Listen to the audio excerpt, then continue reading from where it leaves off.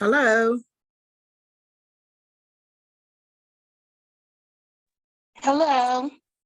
I see I'm not the only one early. Yes, ma'am. And so I had to log in early so I won't forget to log in. That's what I just did. So I'm about to come back too. See Yes, you at ma'am. 3. Yes, ma'am. Okay. All right. Bye-bye. Bye.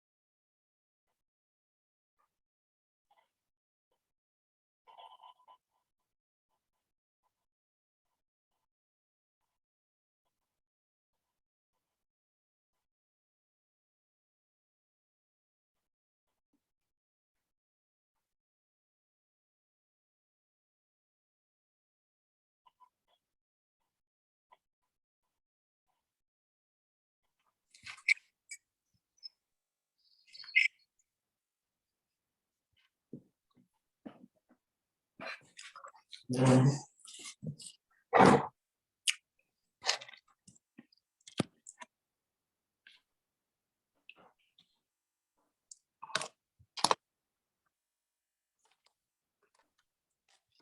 everyone. Guess we're gonna get started in a few minutes and give everyone a few minutes to come in, Ruby. Yes. All right.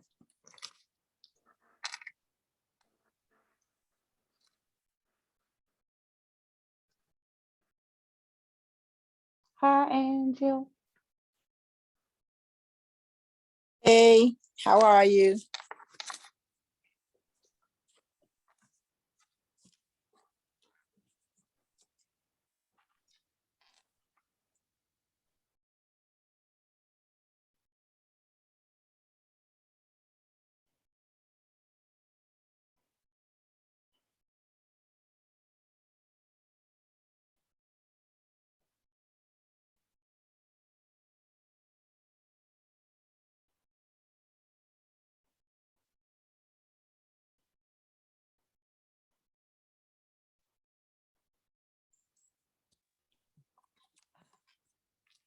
Hello, everyone. I guess we're gonna give everyone a few more minutes. Ruby, what time should I start? Maybe about 2 more minutes. I'm still waiting for us to reach quorum. Okay.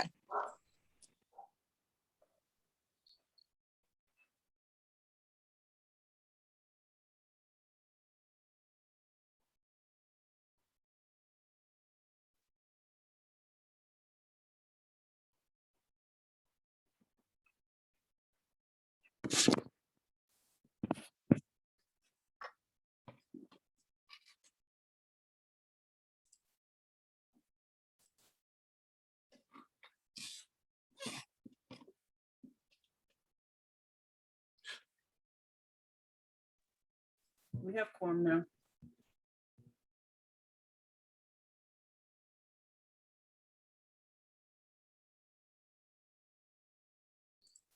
Okay, I'm trying to get back on here. Hello, everyone. Welcome to the HSAC meeting. We're gonna call it to quorum right now. So Ruby, we have a quorum right now, correct? Yes, we can call the meeting to order. Okay, so we're gonna call the meeting to order. Please bear with me, everyone. It is my first trip around the block. Anyway, we're here to finish the job.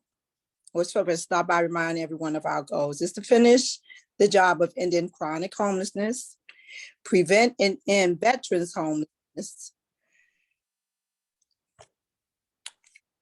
Sorry, my phone went. To prevent veterans homelessness, prevent and end homelessness for families, youth, and children, and to set a path to ending all types of homelessness. I'm on the agenda. We're going to go to where it's the minutes review and approval. So it is, if there are any additions or corrections in the minutes from October the 27th meeting, anyone have anything that needs to be added, taken away, or anything?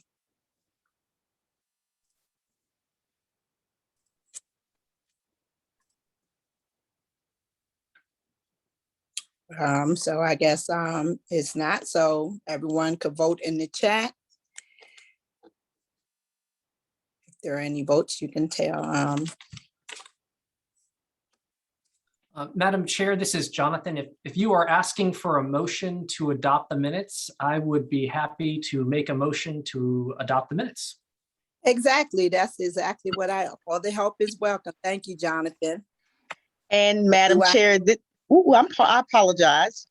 I'm sorry, do I have a second? Yes, Madam Chair, this is Vega Swepson, so I'd like to second those minutes, please. Thank you so much. So-called Jonathan was the one to adopt the minutes, and Ms. Vega is the second. Okay, so we're going to be moving on to the public comment period at this moment. Ruby, has anyone signed up for for public speaking or anything? If so, they have 3 minutes for this. Or am I moving too fast? No, it's okay. We don't have anyone for public comment. Okay, and I see the votes are still coming in for the minutes approved.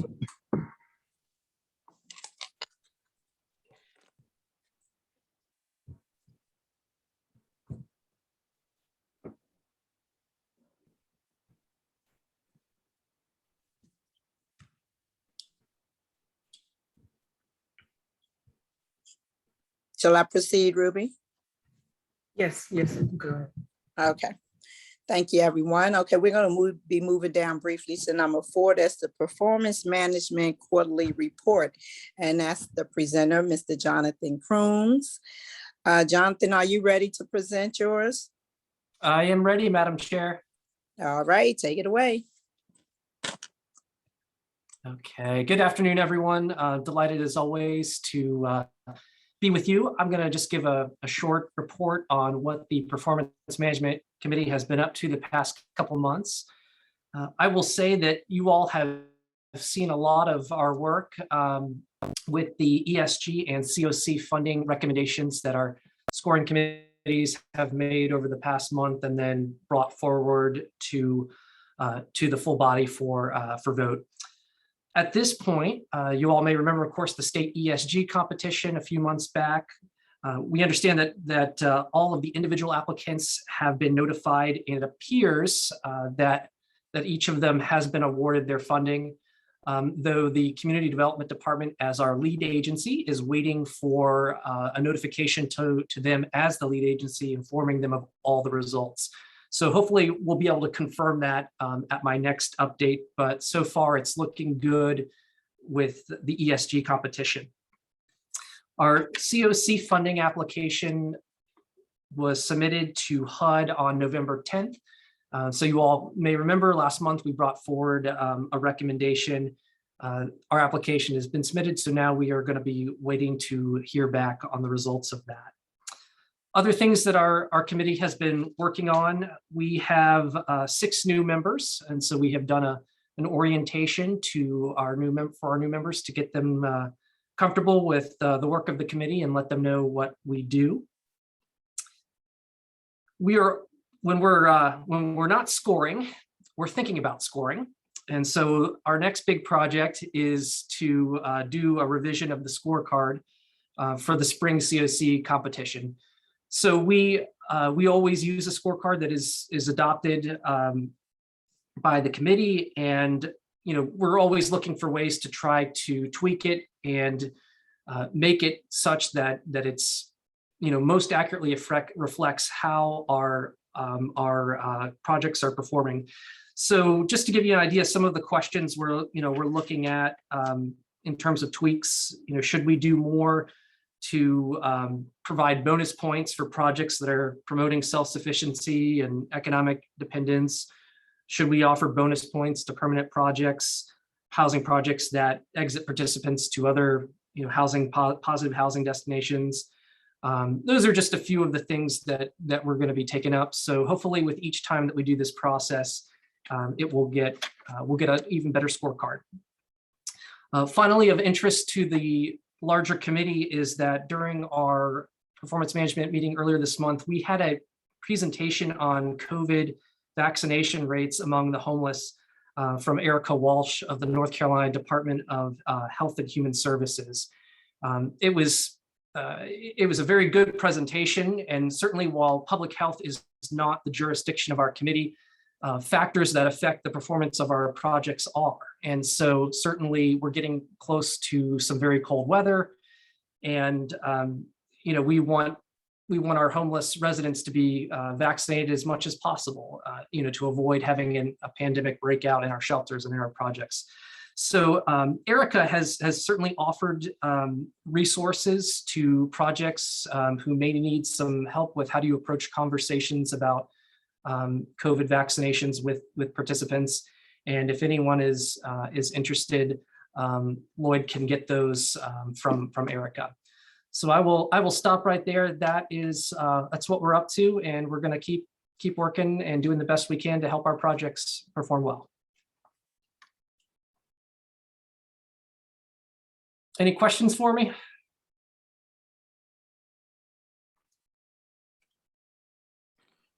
Thanks, Okay. Jonathan, for all your good work. Thank you. Are there any other questions or remarks for Jonathan? Okay, so I guess we're going to be proceeding to number 4 right now on the agenda. And that is for performance that is for the homeless prevention and eviction diversion discussion. And that's going to be led by Colin Davis. And Colin, are you ready to I present? am, Madam Chair. Thank you. Thank you, sir. This is a brief presentation on the homeless prevention program, because Open Table Ministry and Volunteers of America of the Carolinas are getting a lot of calls from people who are looking for emergency rental assistance and wanted to clarify what the homeless prevention project is and sort of help put these into scale so that we can try and help settle some phone calls down and sort of give everybody a little window into this new program that we're standing up. So if you'll bear with me, I'll share my screen and we can zip through it, and feel free to ask questions as I go.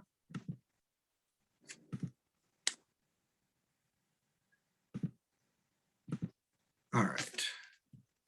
So it's important for us to remember one thing when we get into discussions about evictions. 100% of evictions do not end in homelessness. If you define homelessness by losing the house that you're currently residing in, yes, 100% of people become homeless. However, for us at the HSAC, at us in the homeless world, eviction leading to homelessness means exiting the house you're living in and going to a emergency shelter, or living in your car, or living on the street, or some other place not meant for human habitation. So that is the definition of homelessness that we are operating in when we're talking about the Emergency Solutions Grant COVID funds that are running our prevention program.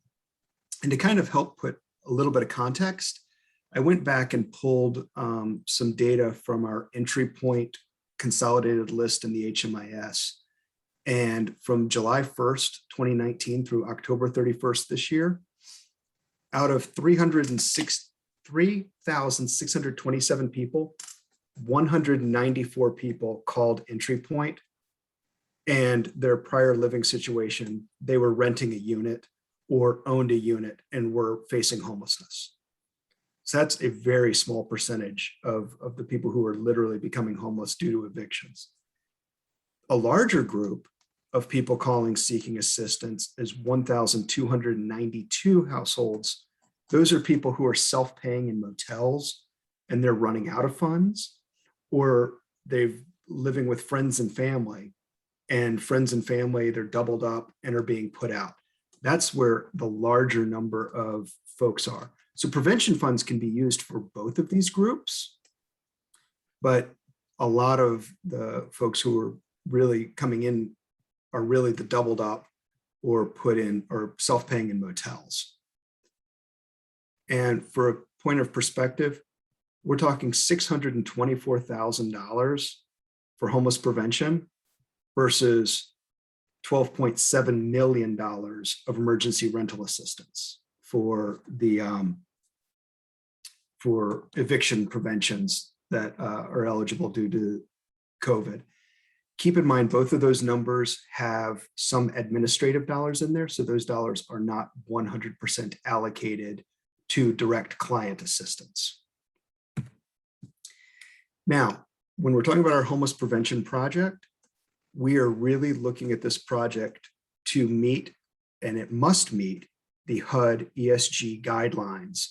And it has to serve people who are at risk of homelessness. And the first test is they cannot exceed the very low income limit. So I put the income limits here, and you can see you've got to be below 50%. So anybody who's calling looking for this has to meet this test first. After that test, the next question is, we have to be able to document that there are no other resources or social support networks in place when the person is set to lose their housing and be, asked to leave, that there's nothing else. So we got to document that to stay in compliance with the rules. And we've got a few more things that we have to do to double check and make sure we can help folks with financial assistance and or case management. So the household also must meet one of these conditions. So moving 2 or more times in the last 60 days, living in the home of another due to economic hardship, notified in writing that their right to occupy housing will be terminated within 21 days, living in a hotel or motel that is not paid for by a charitable organization. So that's self-paying in a motel and running out of funds and being able to document that. Living in an SRO or an efficiency with more than 2 people, or a larger home with more than 1.5 people per room.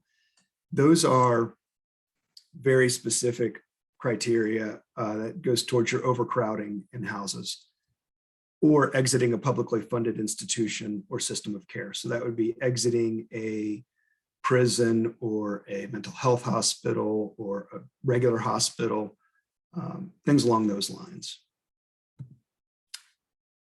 And it's important for us to remember that these funds are not intended to prevent people from being evicted from their housing. It's intended to prevent people from becoming homeless. So you might be evicted from the place that you're living. Ideally, those funds would be able to move you very quickly from the place you're evicted into a more affordable place and not become homeless, or help you to move in with friends or family until you can get back on your feet again. This is not a program set up to pay rent arrears unless the household meets all the standards on those previous slides, and we can figure out how to make sure that this housing unit is able to be sustained after short and medium-term assistance ends. So you're talking a maximum of short-term rental assistance, one time and 1 month and done. It could go up to 6 months to possibly 24 months of rental assistance, but that has to be a case-by-case budget decision and a case-by-case piece, and certifications that the family is still in need every 3 to 6 months. Right now, due to COVID funds, it's an every 6-month certification on income, and financial need is still in place. We also need to keep in mind, any financial assistance that paid cannot be used with other federal money. So if ERAP is paying rent, prevention money cannot also be used to pay the same rent. It would need to be split out, or it would be better for prevention to provide supportive services to the household, and ERAP to pay the rent, and supportive services to be put in place for that household to try and make sure that they don't find themselves in that situation again. There is a waiver currently in place. Generally speaking, Emergency Solutions Grant cap financial assistance at 24 months within a 36-month period. Because of COVID, they have waived that cap. However, in ordinary times, it would be important for us to remember that if somebody had received 24 months of rapid rehousing assistance through ESG, and then called and said, oh, I'm about to be evicted, I need prevention dollars, ordinarily, the answer would be no, because you've received 24 months of ESG assistance within the last 36 months. So this is a really designed to be a very short to medium term solution that leads to a permanent piece. We do have a waiver in place right now that fair market rent is waived. However, any financial assistance does need to be demonstrated that the unit being paid for meets rent reasonableness cost. So that's sort of finding 3 comparable units and showing that if you are paying $1,200 in rent for this unit, 3 other units of similar size, age, amenities are all within that 11 to 1,300 range. You couldn't show that you're paying $1,200, but your 3 reasonables are $1,000 a month. You need to be within the rent reasonableness piece. Right now, Open Table Ministry is providing prevention services to people who they've worked with in the past and are at risk of homelessness because they only have about $127,000, which won't go very far. That provides some case management to help people maintain their housing and find opportunities to be self-sufficient. And then Volunteers of America of the Carolinas, through coordinated entry, is using those funds as a proactive approach to help people avoid entering the homeless system if and when households meet the criteria outlined above. So where do we send people? Let's start with emergency rental assistance. They've got the well, it's not $12 million now because a lot of it's been spent, but that's what the original pot size was. And the homeless prevention would be the last resort.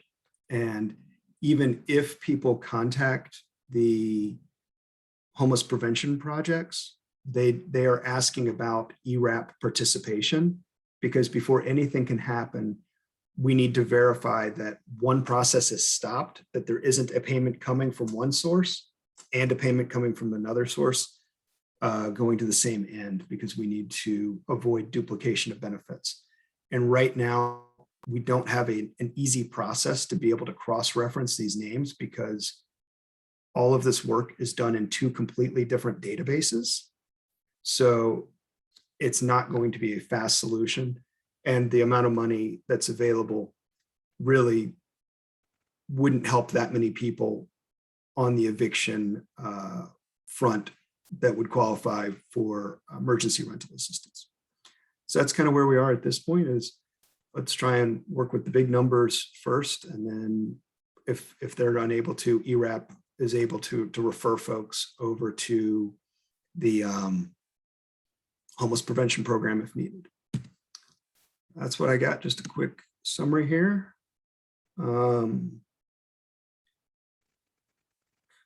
Questions? Let's see, hold on. I'm looking in the chat.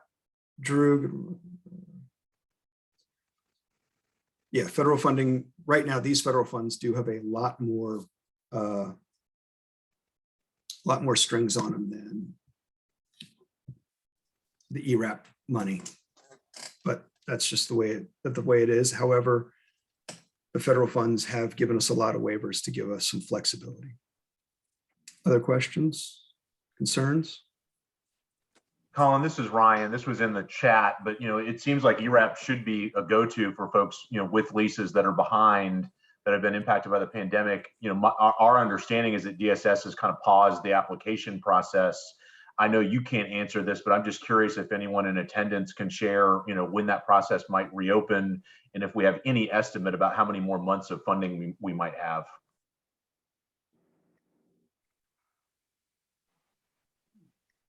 Hi, this is Drew Cummings from the County Manager's Office. I'll do my best to answer some bits and pieces. I do believe that DSS, though they have paused kind of the broad open growth application to meet some specific needs, and they still have staff at the courthouse who are able, I believe, to deal with kind of immediate evictions. But overall, they had already received many more applications in the system than the county, than the sort of ERAP 1 funds were able to cover. I think the intent is for ERAP 2 to be administered directly by or through the city. So it was and is an appropriate pot of funds for this situation, but it's not inexhaustible. And in fact, based on applications already received, and kind of a weekly burn rate that I think was in the sort of $700,000 a week with DSS in late September and into October. It was taking more applications was not going to be a help. That's the decision that the DSS board made.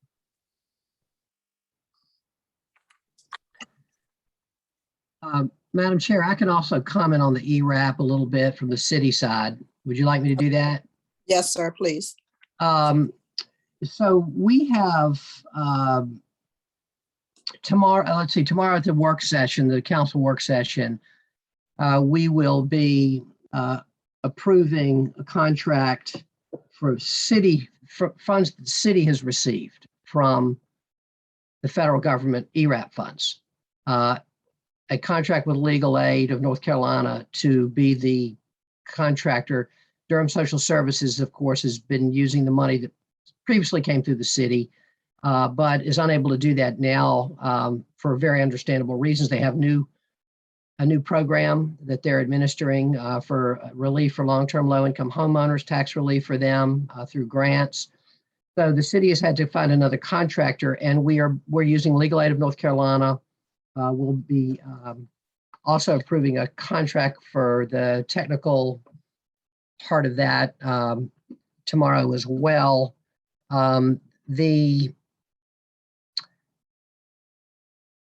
Just to give you some sense of the numbers here, and I believe I have my notes here.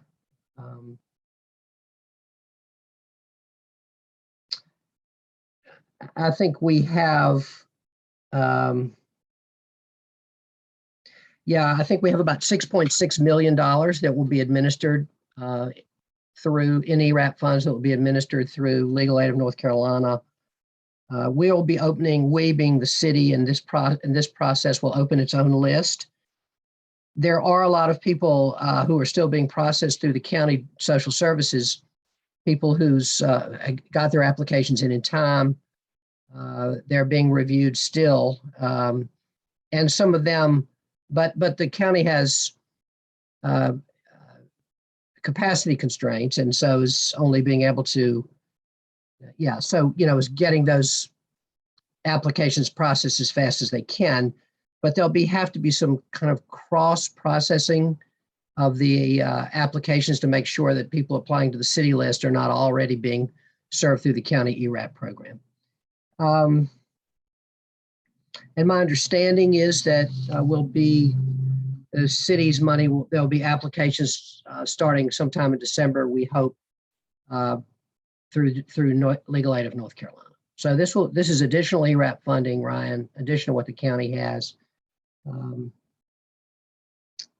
Just to give you some sense what that 6.6 million might mean, my understanding is the county's, the average has been about $5,000 to $6,000 per household that's been distributed. So $6.6 million is a lot, but you can see that it could be eaten up pretty fast. And I'll just say that there are people on this call who know more about this than what I just said. So if there's anybody from community development or from the city staff that wants to correct anything I said or add to it, that'd be fine. Thank you, Mr. Mayor. Is it anyone that can add to what he has just spoke on? Or any questions? Okay, I guess with that being said, thank you so much, sir. And Colin, were you finished? I am, Okay. Madam Chair. Okay, so thank you, everyone, and thank you for that, Colin. So we're going to be moving on right now to agenda number 6, and this is a great one. So it's the HSAC virtual versus the in-person discussion.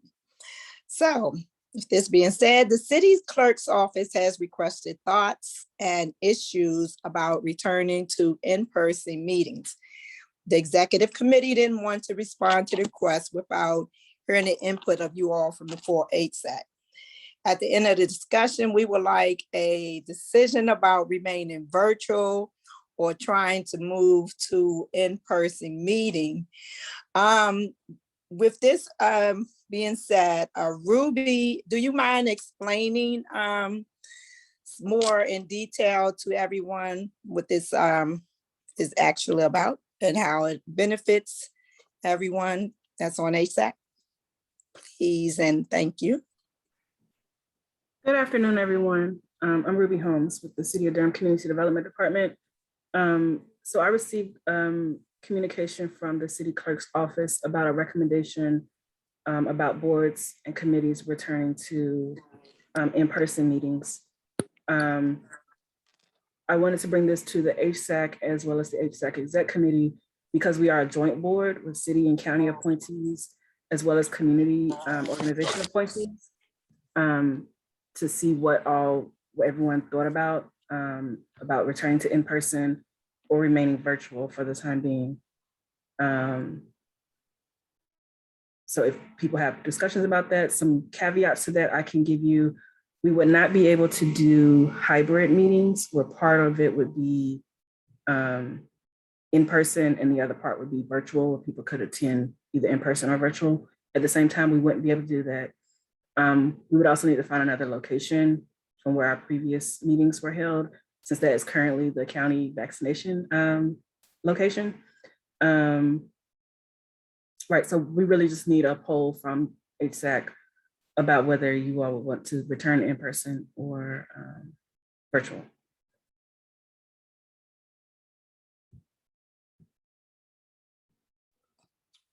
Okay, thank you for that, Ruby. We will need a second and then a vote in the chat. There's a hand up. There's a hand up. Excuse me. Oh, Ryan I'm has sorry. a- Go ahead.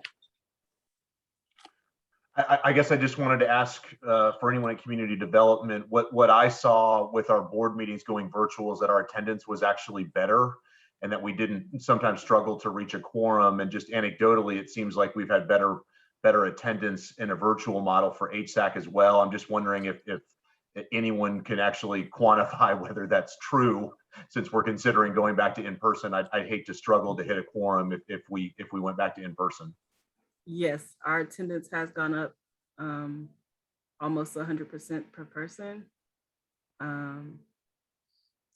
But yes, so, and I would also have to work with the either county or city offices, facilities to find another location. I don't mind doing that. I'm just trying to get a lay of the land from everyone.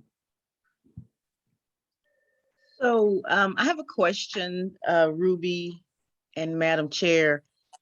If that happens, what's the timeline for that? And then what type of precautions will be implemented for that if we return back to in-person? Thank you.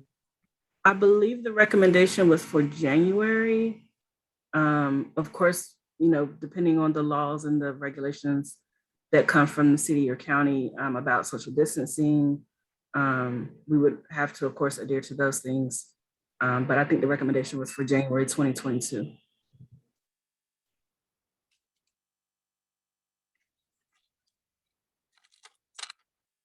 Are there any more questions? Anything else in the chat? This is Tracy. I just had a question, maybe she can clarify. What is the rationale behind not being able to have a hybrid process where you may have people who may be online as well as those who are in person? What is the rationale behind not being able to provide that option? That was given from the city clerk's office. I'll have to find some more information about that. I think I can comment on that, Tracy. So it's hard to get the technology together that will do all of that in a way that has the requisite security. And we have about, I can't remember the number, we have a very large number of boards and commissions that would need to be served in that way. It's hard even to do it just for the city council meetings, but our city staff, both the clerk and the administration, felt that it would be really hard and costly to do it for all of our boards and commissions. So what we decided was to basically give all the boards and commissions a choice of either going virtual or in person. And as Ruby said, beginning in January 2022 would be if people wanted to come back in person, that's when it would begin. And of course, you could come back after that too. You don't have to start then. You could, make a decision at any time to do it. Okay, thank you. This is Ryan again. So, it sounds like we've got some latitude to make whatever decision we think is best for the group. And my suggestion would be, we're still in a pandemic. Things are getting better. I believe that. Most of us are vaccinated. Some of us are boosted. But given the data we heard about participation in terms of attendance, My suggestion, and I'm not sure if I need to frame it as a motion, would be for us to continue in a virtual model through June and maybe make a decision in the summer based on how things look in terms of the metrics associated with the pandemic.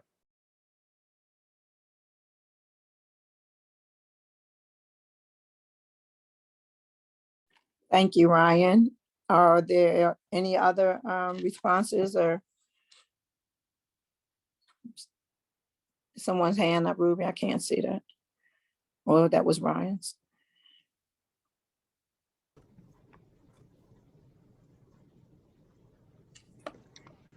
Okay, so since there aren't any more questions to this, I ask for, we can take a motion for this.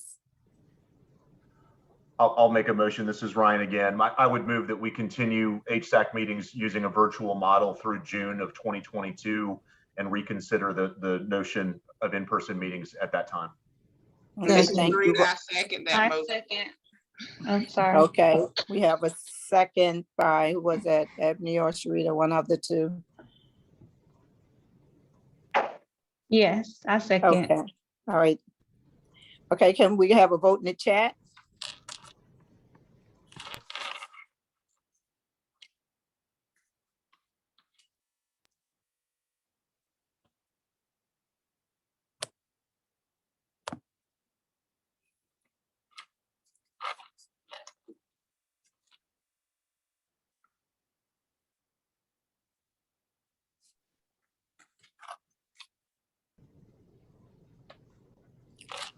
Okay.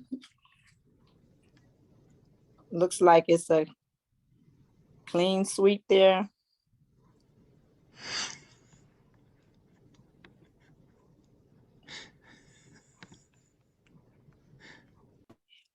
Dr. Birch, I hear you laughing. Okay, so I guess we're gonna continue on to our next agenda. I know, you usually go from 6 to 7, but right now we're going to jump from 6 to 9. So if you turn your pages or turn over to number 9, we're going to jump right here for the questions for the DHA. The HSAC Executive Committee is planning to invite Durham Housing Authority to a future meeting and would like to input on what information members would like to have presented or questions answered at the meeting, so DHA can be more prepared for the questions. So if you have any questions, or you could put it in the chat or email it to Durham open doors at Durham NC.gov at this moment. So did everybody get that? Madam Chair, I believe I'm supposed to be giving a You presentation. are. to help You are. I inform just these. said you are. Okay. I just said briefly that we're going to skip from 6 to 9, and then we're going to come back. So you're going to be next. I just Sorry, skipped to I 9. may have misunderstood. I thought my presentation was supposed to help inform the questions. So I may have misunderstood. It is, but just bear with me for a minute. Thank you.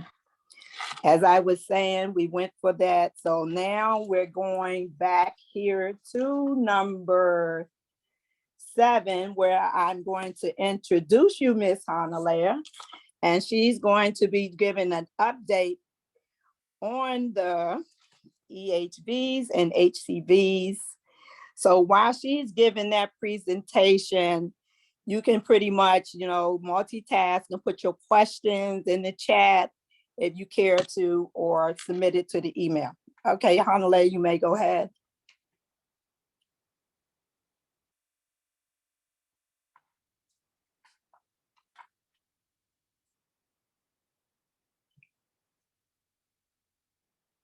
All right, good afternoon, everyone. So I'm just going to provide an update on where the COC is with our housing choice voucher prioritization, as well as the new emergency housing vouchers, and hopefully this will be helpful. Not that these are the only things that you could ask DHA about, but hopefully these will be helpful in terms of formulating and thinking about questions that you want to ask DHA in the December meeting. So just some background reminder, DHA allocates 225 housing choice vouchers for clients coming through the Durham Continuum of Care. In January 2020, during a pause in the referrals, the Policy and Planning Committee approved a new prioritization process for the voucher referrals, and the referrals reopened using this new process in September 2020. So this shows you where we are in terms of voucher utilization out of our 225. So as of the most recent update that I got from the Housing Authority, which was May, 141 of the vouchers that had been allocated and issued through the previous referral process were still in use and people were in housing with them. This is probably a little bit of an overestimate of how many vouchers are currently utilized through the old process. I estimate probably about 7 of these have come back into circulation, but I haven't been able to confirm it yet because I get updates twice a year from the Housing Authority. Then we have 40 people or 40 households that have been housed through vouchers that have been issued since September of 2020. We have 25 households that have vouchers in hand and are currently in housing search that were issued through the new process, but have not yet been able to obtain housing with their vouchers. And then we have 19 vouchers that are confirmed to be still left out of that 225. And the Housing Authority has now paused the process again, and I'm going to go into detail a little bit more of that, but essentially, this is where we're going to be at when we reinitiate the process. We'll have at least 19 vouchers to allocate, probably more, but at least 19. So this graph shows you where we are in terms of the results from all of our HCV referral submissions done through the new process. So 38% of referrals of households that were referred for a voucher in the new process have been housed. 24% of those that were referred for a voucher are still searching. 10% had their vouchers expire. 14% were denied by the Housing Authority for a variety of reasons. 14% withdrew their applications, again, for a variety of reasons. This might be they got into some other housing program. They may have, we determined that they needed a higher level score. There are a number of reasons why someone would withdraw. And then because the process has now been closed, there are no pending referrals. So all of the referrals have been, worked out somewhere in the process. So before I move on to an update about the emergency housing vouchers and what's next, I just want to check if there are any questions about either of these slides. Are there any trends on why folks were denied? Yeah, so actually our denial rate for people, I mean, the main reason someone would be denied is criminal background. And those rates are actually very low. We've had a lot of success with appeals. So we do have clients that get preliminarily denied because of a criminal background issue, but when they appeal, I'm trying to think if we've ever had a client be denied on appeal. And to be honest, I don't think I can think of one. Pretty much everyone who has appealed their denial for criminal background has received the voucher. So there is a small group of people that were denied for criminal background and chose not to appeal for one reason or another. And then the rest of the denials are usually because the documents weren't submitted. And that just comes down to the client lost touch, the client wasn't engaging, a variety of reasons.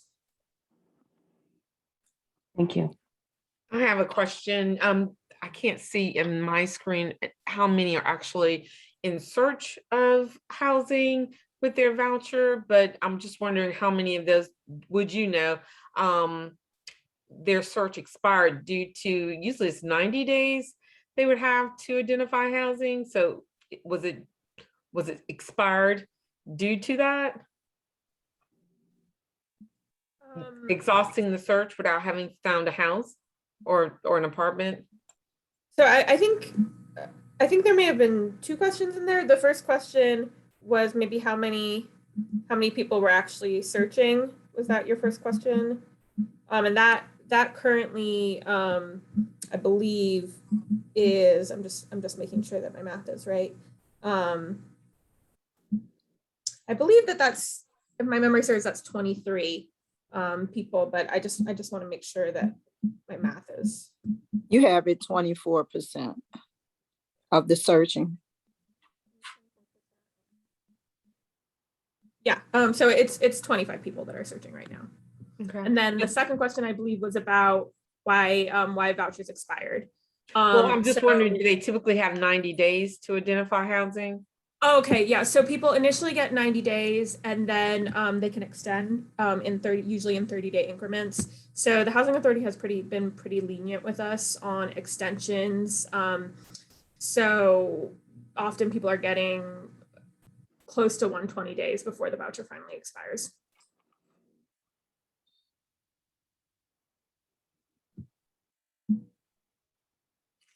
So Hanalei, I have a question. So what happens after the voucher expires? Can they reapply or what is the process? They're not barred from reapplying. It just really depends on why their voucher expired. But usually if someone's voucher expired because they were actively in search and they couldn't find something, it doesn't usually make sense to have them reapply. We try something else. If it expired because they lost touch with us, then if they re-enter the system, we could look at reapplying. And if it expired because the person wasn't engaging in housing search, I think that's kind of on a case-by-case basis. But yeah, they're not barred from reapplying. Okay, thank you. Okay, are there any more questions for Hanalei concerning this? So maybe while y'all think about some questions, I can talk about what the impact of this has been in the system so far. So we have in the last, this is just the impact of the referral process since September 2020. So we have ended homelessness for 25 long-term or chronically homeless households using the vouchers. We've created new PSH opportunities by moving eight households that were ready from permanent supportive housing using a voucher. And then we created long-term stability for 7 households who had been unable to reach stability through rapid rehousing. And just in contextualizing the impact and the people who are still searching, on average, it's taking a household just a little bit under 4 months to find housing using their voucher. So, it is a very long process. It is taking people a very long time and we're struggling. And that is kind of why the numbers do look the way they do in terms of lease up. So the next steps and the reason that the Housing Authority has paused with the housing choice vouchers is because of the emergency housing vouchers. So the emergency housing vouchers were created through the American Rescue Plan. These are not permanent vouchers the way a housing choice voucher is. It's a 10-year voucher for people experiencing or with a history of homelessness. The referrals for this have to come through the continuum of care. Durham was allocated 68 emergency housing vouchers, and we've now begun this month to start processing applications for these vouchers. And DHA will be issuing an RFP for housing location assistance for people who are holding these vouchers. So this is just very brief. I just wanted to let people who may not be aware of them or may not have heard about them much know that the emergency housing vouchers are a new part of the process. And this might be something, if you want to ask questions to DHA next month, get more information about them. But that is kind of where we're going next with our voucher process. So that's the end of what I have. I don't know if there are any other questions on anything else that I presented.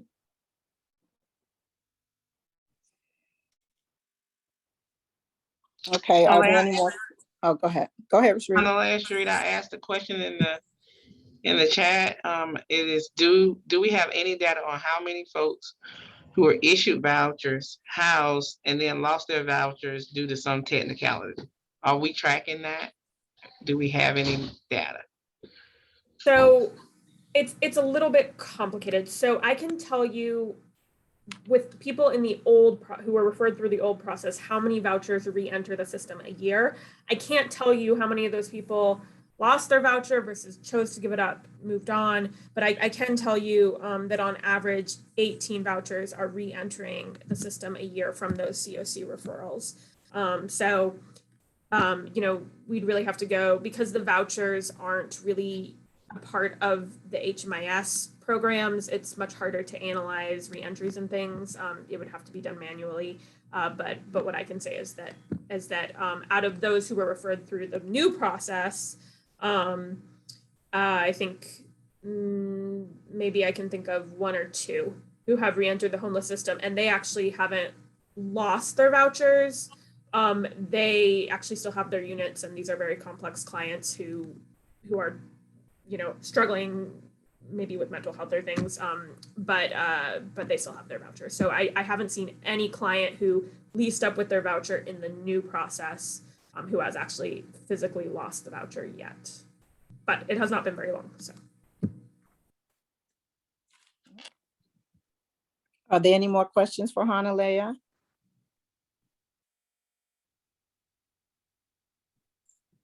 Hanalea, the prioritization for the emergency vouchers, is it going to be the same as the prioritization for the permanent ones?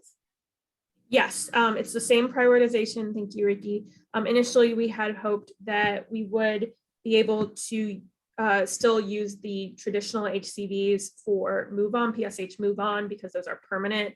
But because of the pause on the HCVs, we're putting everyone that would have gone through on an HCV on an EHV now. So it is the same prioritization. So, Okay, so my follow-up to that is, yeah, since it's only for 10 years, I think that's something we might want to consider, you know, if it's something where we think someone would be able to be stabilized in housing without the financial subsidy after a decade. Yeah, so I've been recommending to the providers to be very frank and very honest with clients about when the voucher will expire, and then people, you know, should also be applying for, you know, in putting themselves into the pool. My hope is that, you know, 10 years will be enough time for them to get a voucher through the regular process. But yes, absolutely, we need to be very honest and thoughtful about that with clients, about the pros and cons of going through this process, particularly for PSH move on clients. Sharita has a message in the chat. Go ahead, Sharita. no, I was just saying that maybe we should look at prioritizing people who have the potential to increase their income where they don't need a subsidy, should be prioritized for those vouchers, as opposed to just generally any, because the issue that we have in our community is that our Section 8 wait list is, a housing choice voucher wait list is not always open. And we don't know when it's going to open. And, you know, sometimes it's 3, 4, 5 years before it's open again. So, and then it's still a randomization process. So even though you're on that list, it doesn't mean that you're going to get picked when they do the random selection. You know, the computer generates the folks to select. I think that we should probably try to do that. Because what we don't want to happen is that we get somebody housed for 10 years and then they have to go to the street because the wait list wasn't open or their name wasn't picked in the opportunities that they had to reapply. All right, thank you for your comment, Sharita. Is there anyone else that would like to voice their opinion on this for Hanalea? Okay, thank you, Hanalea. So we're going to move right on for you to go right into number 8, your coordinated entry new processes. So you could go ahead and continue.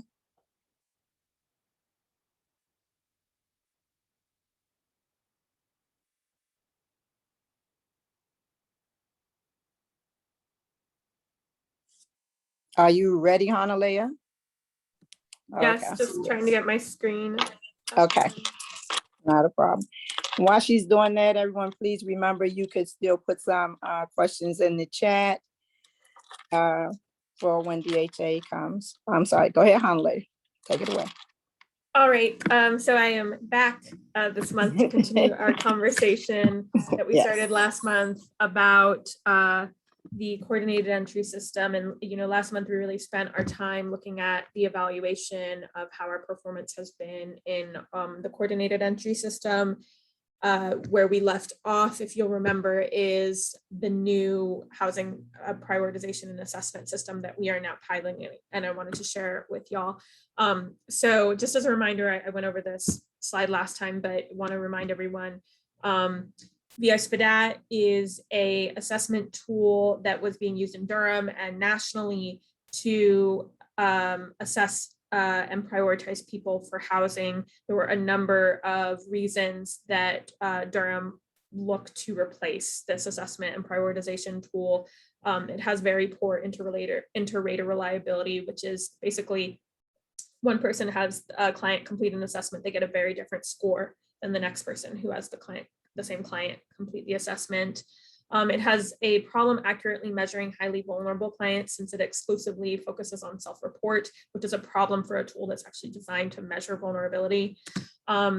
There has been various COCs around the country looking at racial bias, particularly against Black and African-American clients in the VI-SPDAT, and we did a local assessment and found similar results. And then finally, it's a tool that has been used in Durham and elsewhere to select which housing intervention people are going to, but there's actually been research that shows that it does not predict housing outcomes.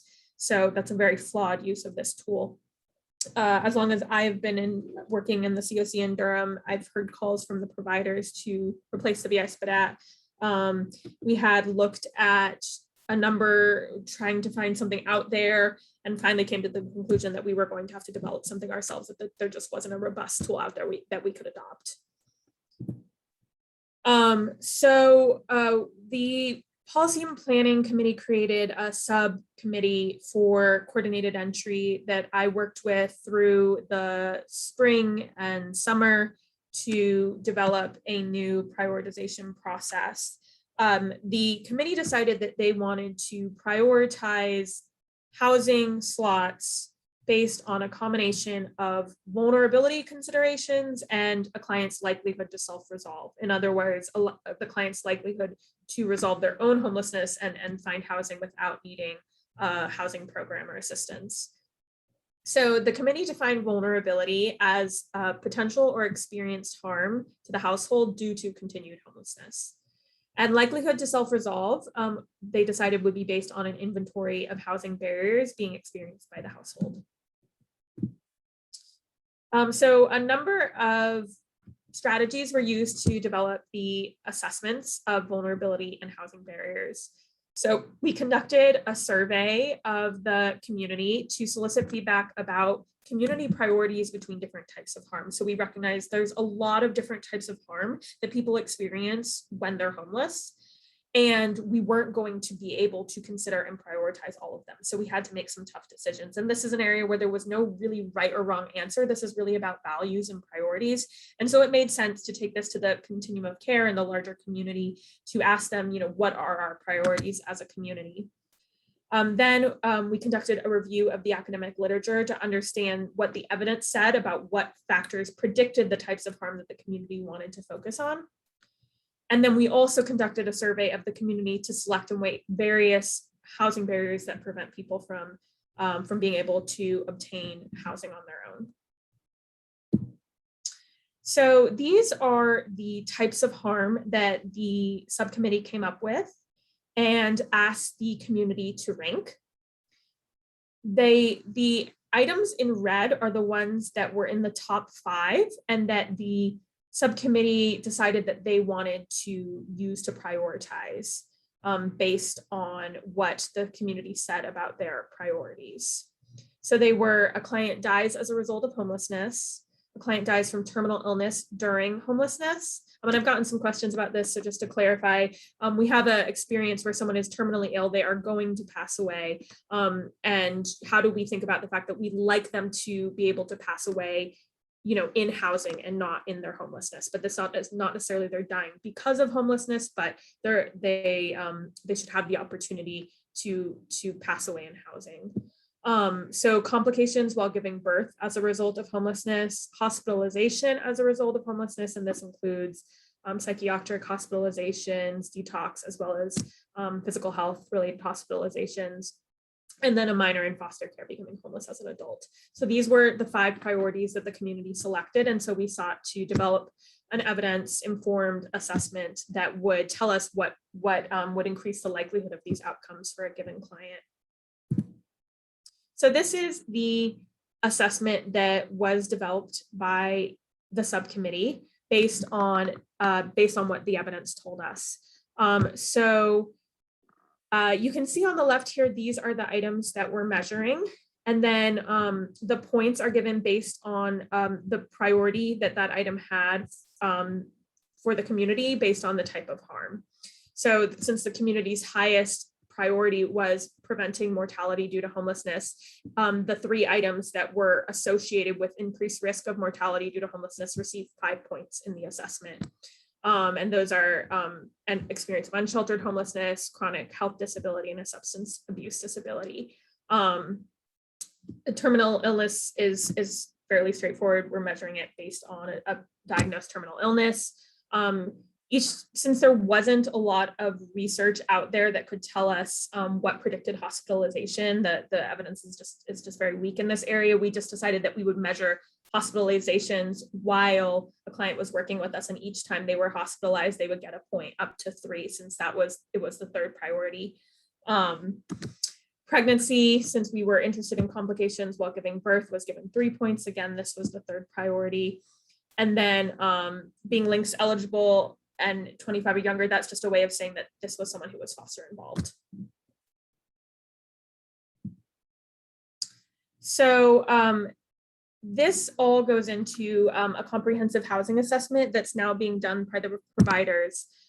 So they're going to be doing a comprehensive housing assessment, looking at housing barriers. They're going to be looking at the client's history of homelessness, and they're going to be assessing their vulnerability. One of the things that's really unique about these new assessments is that they are actually built into our tools that we use to maintain our list of homelessness. So instead of having to manually redo assessments, there's actually automation built in that as a client's experience changes or as we learn new information about the clients, they can be reprioritized in real time, which is the first time that we've been able to do that.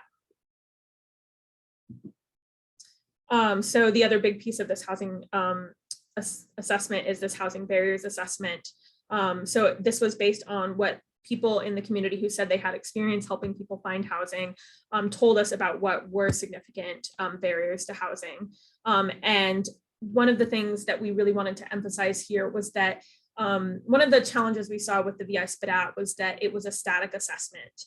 And so it was reflective of a person's relationship with that client in that moment, and the rapport, maybe the client's mental health state, a lot of different things in the information that came out.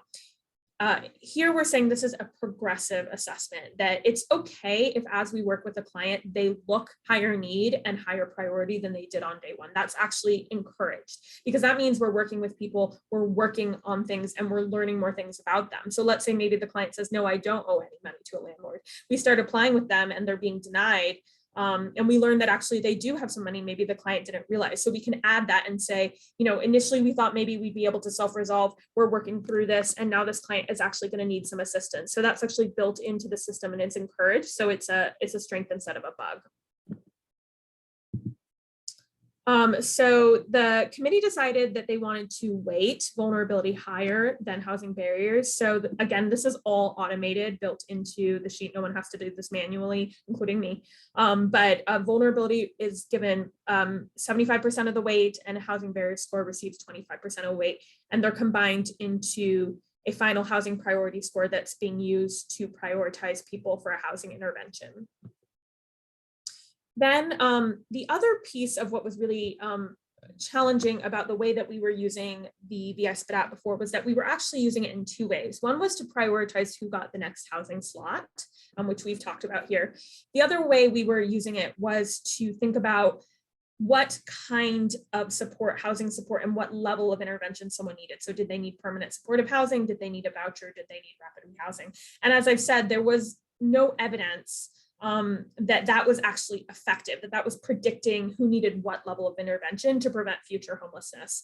And so we wanted to actually disentangle those two assessments from each other and be able to say, on the one hand, we want to look at community priorities that help us to end homelessness for the most vulnerable people and the people who are least likely to self-resolve. On the other hand, we want to develop something separate that's going to help us figure out who actually needs permanent supportive housing based on what we know about people's housing outcomes. And so what we did was we looked at our actual local data, and we looked at significant predictors of returns to homelessness after placement in rapid rehousing for chronically homeless clients. And we found three significant predictors. So clients who were chronically homeless and put into rapid rehousing were significantly more likely to return to homelessness if the head of households was between 18 to 35 years old. They were 3 times as likely to return to homelessness. If one of the adults in the household had a diagnosis of a mental health condition, they were 4.5 times more likely to return to homelessness. And if they had a chronic health condition, they were 2.6 times more likely to return to homelessness. So we combine this with the findings from the assessment that Ethan Rex did a few years ago around predictors of negative exits from PSH, which included substance abuse, disability, and justice involvement. And we created this PSH needs assessment. We added in previous experiences of trying to house the client because that seemed logical that, the more times the client has tried to be housed and has been unsuccessful, the more likely they are going to need a higher level of support. So this is the final assessment that we developed, and we're now piloting. We'll see what it does in terms of the predictors. It will take us time to accumulate enough data to really see if it is effectively predicting those outcomes. But I can say anecdotally, I feel very encouraged because we had a number of clients, anyone who participates in the by name list meetings can attest to the fact that you had some perpetually very, very vulnerable clients who were so vulnerable that their vulnerability wasn't being picked up by the VI SPDAT, and they were just constantly being under prioritized. And one of the things that really encouraged me was the moment we switched over to this new assessment process, those clients immediately bumped to the top of the PSH needs assessment. And one of the things that we're doing to support that is that this isn't just based on self-report the way the VI SPDAT was. It's based on self-report and the provider's discretion. So if a provider in the by name list meeting is saying, look, this client isn't endorsing a mental health disability, but they're actively in psychosis, then we as a community can decide, we're going to give the client points for that mental health disability. And so it allows us to really combine those to overcome this challenge that we had with the VI SPDAT, that people with significant vulnerabilities were less likely to report those vulnerabilities. So our timeline is that we are now piloting this new process. We began piloting in October 2021. The entire system of providers were trained throughout September, and we're now in our piloting phase, which will go through March of 2022. And then in April 2022, I'll be conducting an evaluation of the pilot, including redoing the racial equity assessment that we did with the old VI SPDAT tool, and I'm reporting back to Policy and Planning Committee to hopefully finalize these policies. So that's what we're doing. I'm very excited.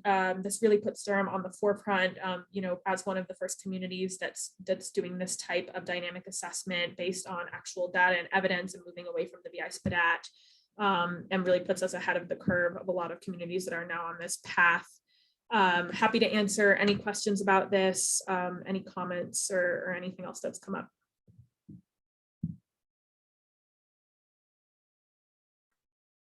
So Hanalea, this is Ricky. Since this is a pilot, I imagine the information that's recorded in HMIS won't change unless this is officially adopted by the community. Like currently, the way our HMIS is set up, it asks for a individual VI SPDAT score or a family VI SPDAT score. So if this does move forward with becoming Durham's official assessment, would would our HMIS change to reflect this update, or would we just not enter information in those fields? Yeah, that's a great question, Ricky. So right now, everything's living outside of HMIS, in part because of the automation component, which, we're not really sure how we're going to build that into HMIS. But also because we worked with NCCH around this, and we were told that we really needed to finalize our assessments before putting them into HMIS, because changing the tool would be really difficult and it would probably take 1 year to 2 years. So yes, the goal is definitely to get things into HMIS eventually. What that looks like and what the timeline's like, I don't think we know that at this point. Thank you.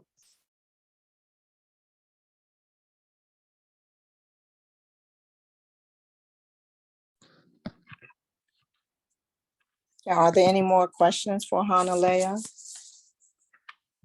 from anyone?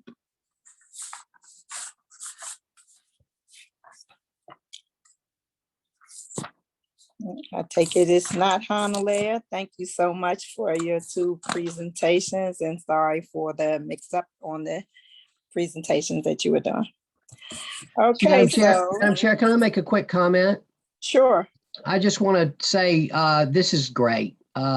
Thank you, Hanalea, and your team and everybody who's worked on this. It's a big advance, I agree. And it really, I'm excited to see how it moves us ahead. And I'm glad we've got some good early indications, but this was just such a specific work down in the details, and I'm excited to have a new evaluation system. So thank you, Hanalea, and everybody who's worked on this. Thank you, Mr. Mayor. And Hanalea, any last responses? Thank you, everyone, for listening to me and letting me come back and share again, finish out my presentation. All right, well, thank you so very much, much appreciated. So now we are going to move to the announcements. We're nearing the end of it now. So are there any announcements that anyone would like to make at this present time? Please share your thoughts.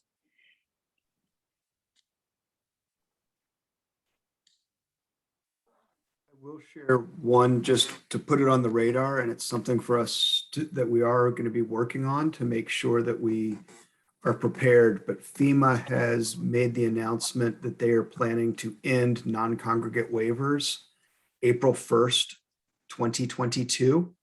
So that would mean that FEMA would no longer be reimbursing for our non-congregate shelter April 1st, 2022.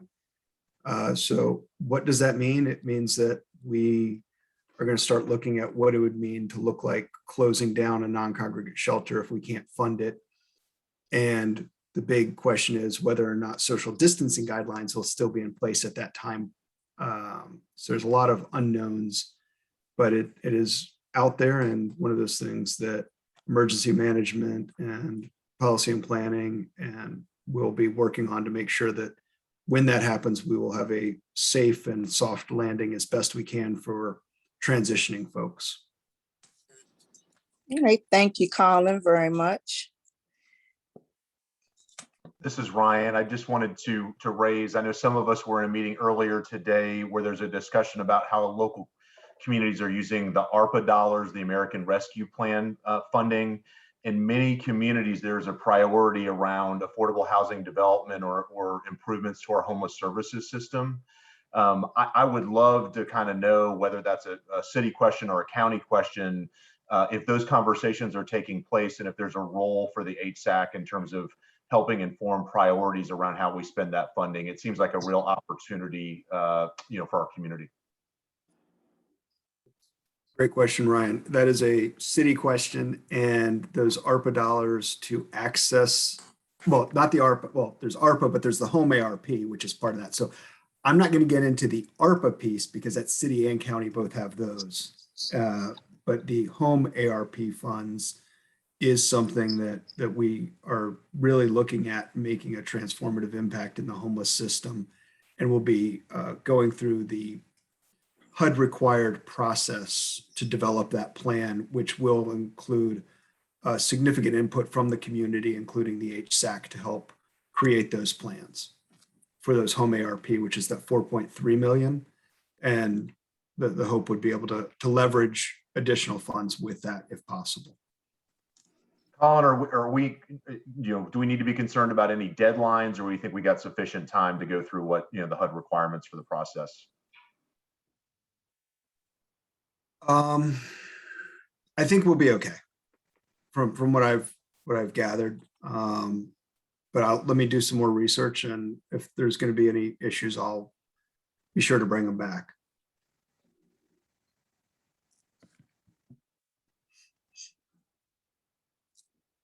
Okay, any more questions? Alicia, I see Alicia, you want to speak? She's has something in the chat for Veterans Day, for Thanksgiving.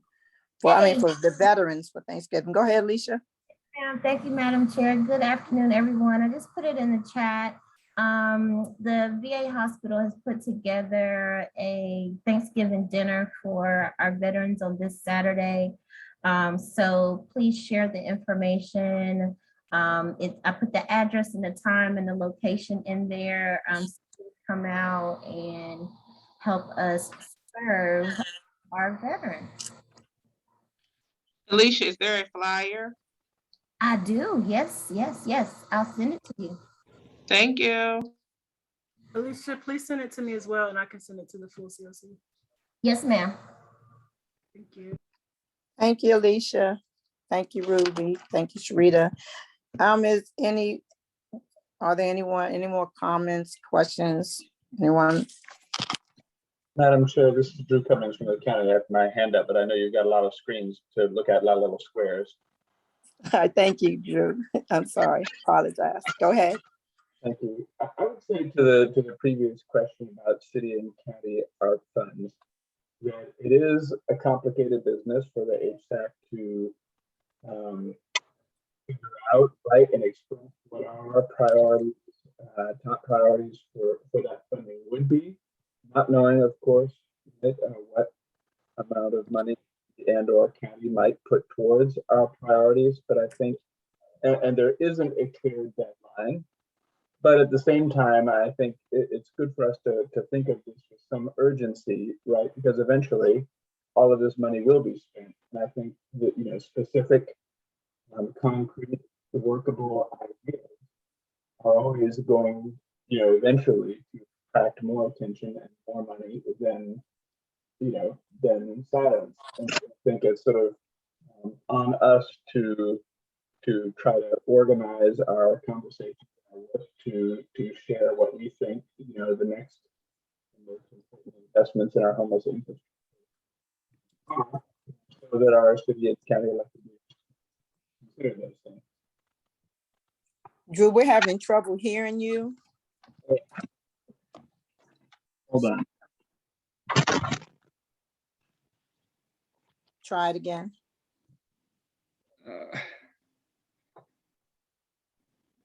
Sorry, I'm working away here in my office. Okay. Can you Go hear me ahead. a little better now? Yeah, very clear. Go ahead. Okay, my apologies. And that was a long statement to be fuzzy and to repeat all of it. But I guess I was just going to say, it's true that there are no timelines, but I think, it's also safe to kind of think about this ARPA funding for the city and the county sort of in a early birds will inevitably get the worms, and that it's really our job to formulate what we think the next and most important priorities for the homeless system are, so that our city and county elected leaders can consider those as possibilities.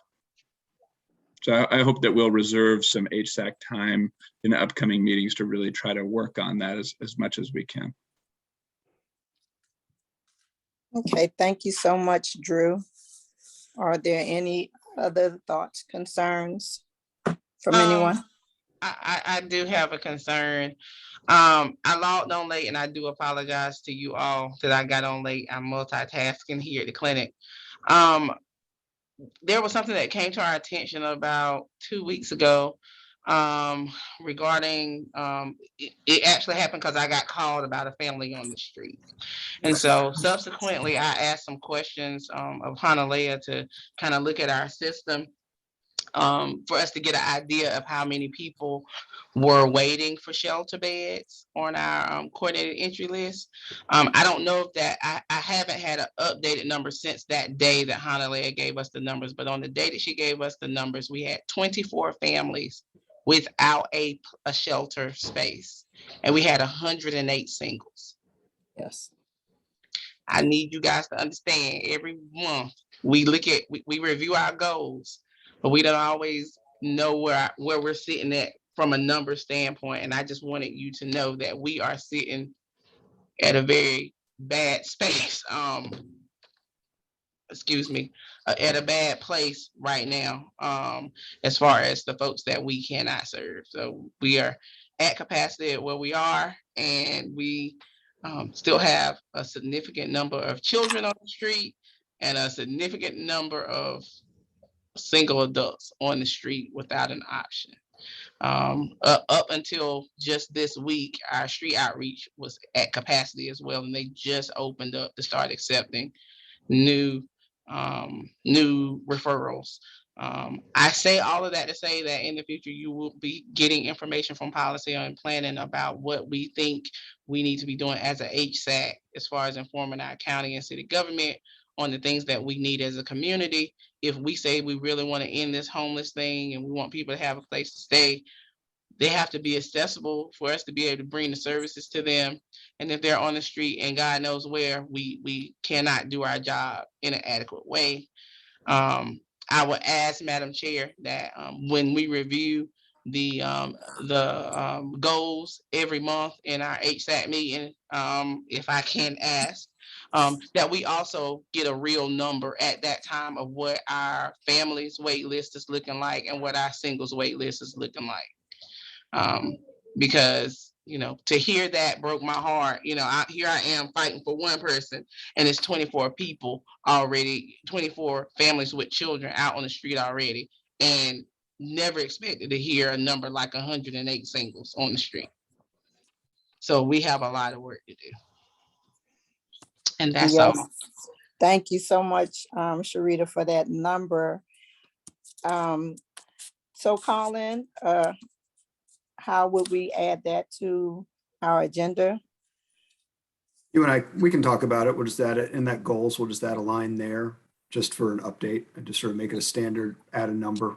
We can talk about it offline. Okay, great. Thank you, Sharita, for that. Been there, done that. That is a great, that is very important to add to this. So at this time, are there any other requests or motions that anyone has to say before we shut it down? Okay, so well, if it's not, I do have one. So anyone that knows me knows that for the last 15 plus years, I started off at Mitch Snyder doing this homeless work, and then came down here and I'm doing this in Durham.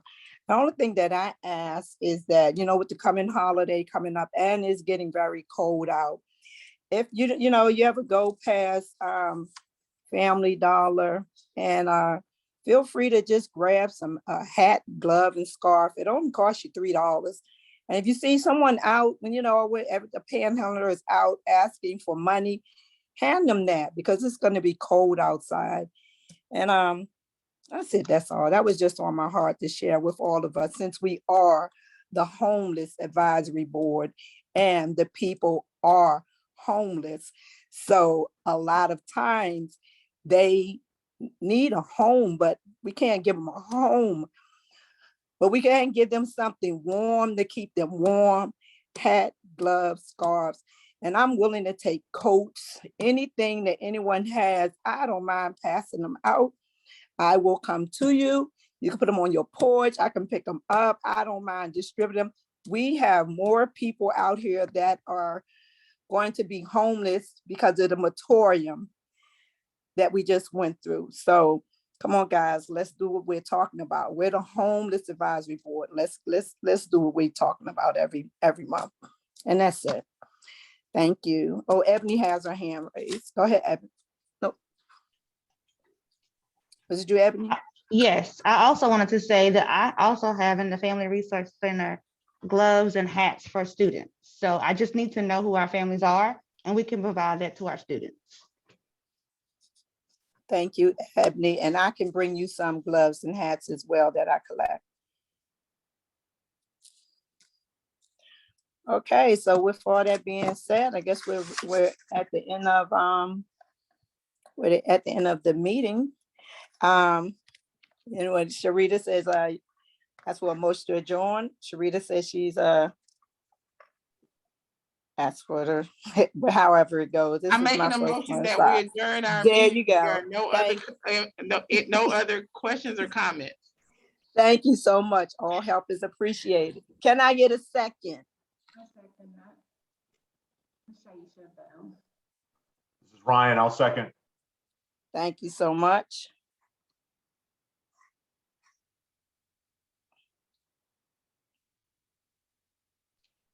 I think we already voting in the chat. I'm looking like, okay, what?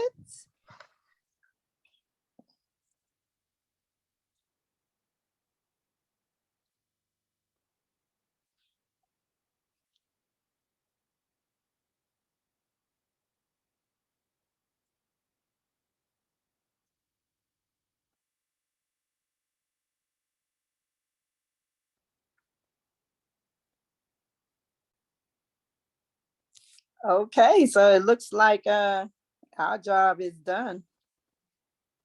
Thank you, everyone. Have a great Thanksgiving and just God bless everyone.